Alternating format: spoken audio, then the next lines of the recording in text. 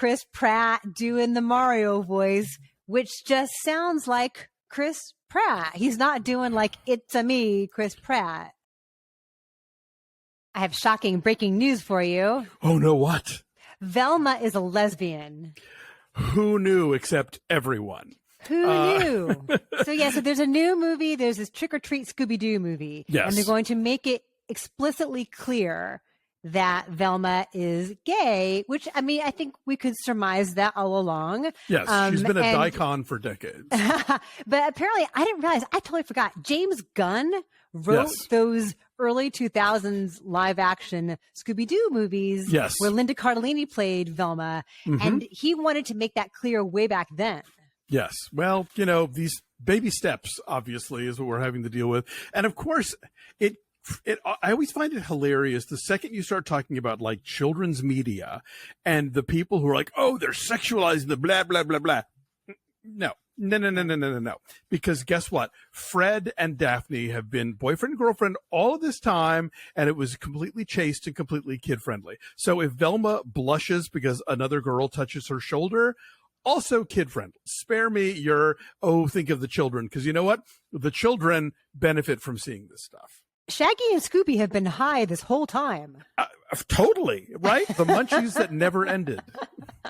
So there's that. And yes, of course, there's right-wing controversy. Wait till they hear about Peppermint Patty. And Marcy. Yes, sir. Longtime partners. And that's great. So that is coming out. It is out now. This Trick or Treat Scooby-Doo Halloween movie is out now.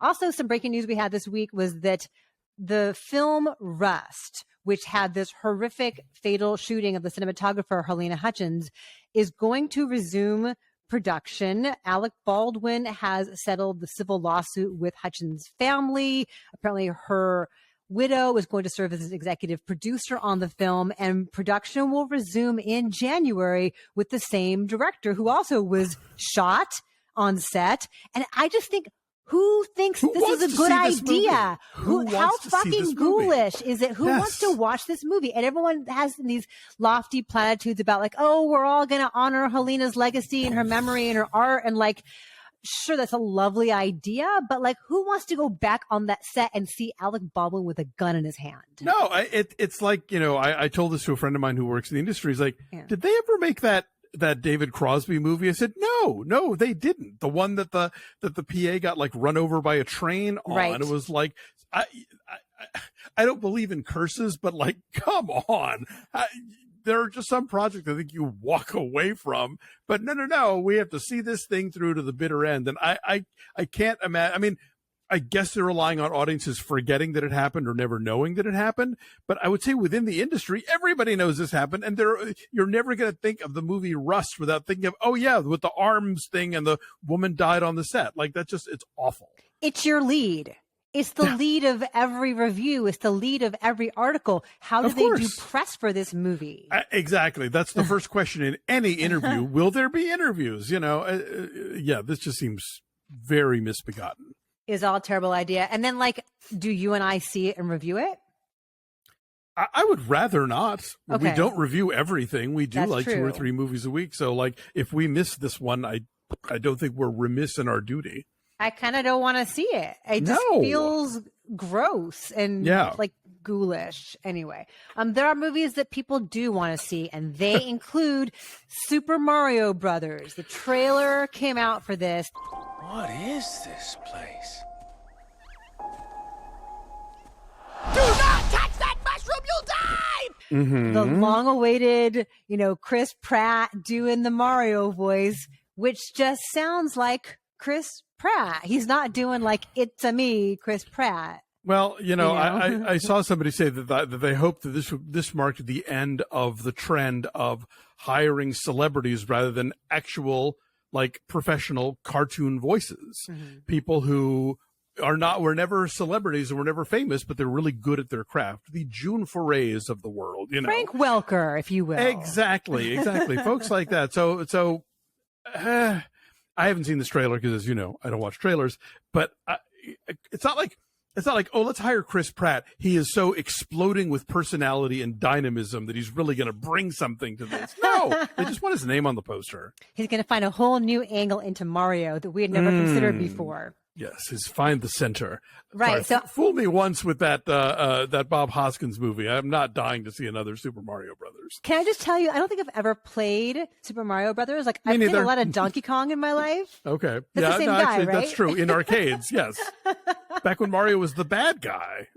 Right. So that is coming out soon-ish. Oh, April of next year that will be out. We also have the trailer for Shotgun Wedding with Jennifer Lopez and Josh Duhamel, which just looks hacky and unfunny and like death.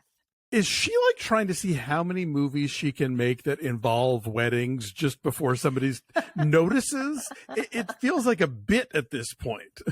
Yeah, the thing with this is that they get married on an island, but it gets attacked by like pirates or terrorists or something. And so they just spring into action and like figure out how to use guns. Jennifer Coolidge plays her mother-in-law. It just looks really unfunny. But the one vaguely interesting thing about this movie is that this is one of the many roles that Armie Hammer had that he had to walk away from when all of the cannibal allegations happened. So now you have Josh Duhamel, who is also hungry. So that's in January on Amazon. I did watch one trailer. For what? For A Violent Night. Have you seen this trailer? Oh, because it's like a Christmas thing. That's why you watched it. Yes, it is. And I don't know what it is. Tell me what it is. David Harbour plays Santa Claus. Cool. A couple and a small child get taken hostage by a bunch of terrorists led by John Leguizamo on Christmas Eve, and only Santa can rescue them. So it's Santa Die Hard. It's Santa Die Hard. I can't wait. And for those of you who didn't believe that Die Hard was a Christmas movie, now Die Hard is a Christmas movie. And I feel like, David Harbour, he's played Hopper for so long that he knows how to rescue people. And the Red Star, what's the character he plays in the Black Widow movie? So yeah, I'm for all of this. Something or other. Bring there's it. That.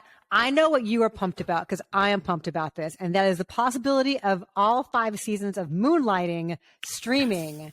But this is so vague. So Glenn Gordon Caron, who created the series, tweeted something really, really vague earlier in the week about like, stay tuned on Wednesday because something big announcement coming. And then the announcement was that he's prepping all 5 seasons of Moonlighting to stream, but like where and when?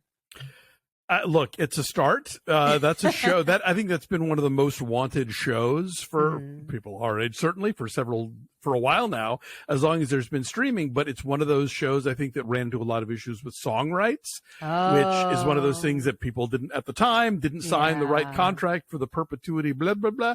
And so like everyone who has the DVDs is clutching them firmly. But if they do go to streaming, that will be very cool.